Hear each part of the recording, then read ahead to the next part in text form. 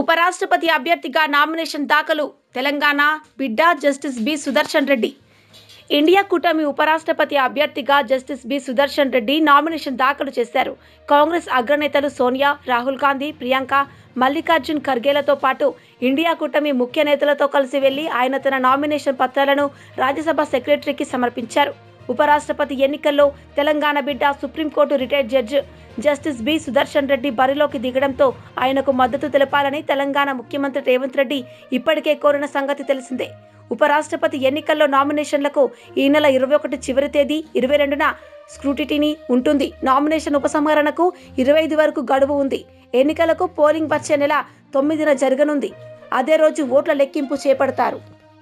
ఉపరాష్ట్రపతి అభ్యర్థిగా నామినేషన్ దాఖలు తెలంగాణ బిడ్డ జస్టిస్ బి సుదర్శన్ రెడ్డి.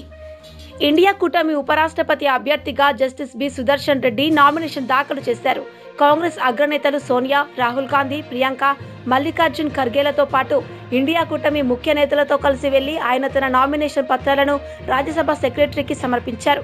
ఉపరాష్ట్రపతి ఎన్నికల్లో తెలంగాణ బిడ్డ supreme court retired judge justice B Sudarshan Reddy బరిలోకి దిగడంతో ఆయనకు మద్దతు తెలపాలని తెలంగాణ ముఖ్యమంత్రి రేవంత్ రెడ్డి ఇప్పటికే కోరిన సంగతి తెలిసిందే. ఉపరాష్ట్రపతి ఎన్నికల్లో నామినేషన్లకు ఈ నెల 21 చివరి తేదీ, 22న స్క్రూటినీ ఉంటుంది. నామినేషన్ ఉపసంహరణకు 25 వరకు గడువు ఉంది. ఎన్నికలకు పోలింగ్ వచ్చే నెల 9న జరగనుంది. అదే రోజు ఓట్ల లెక్కింపు చేపడతారు.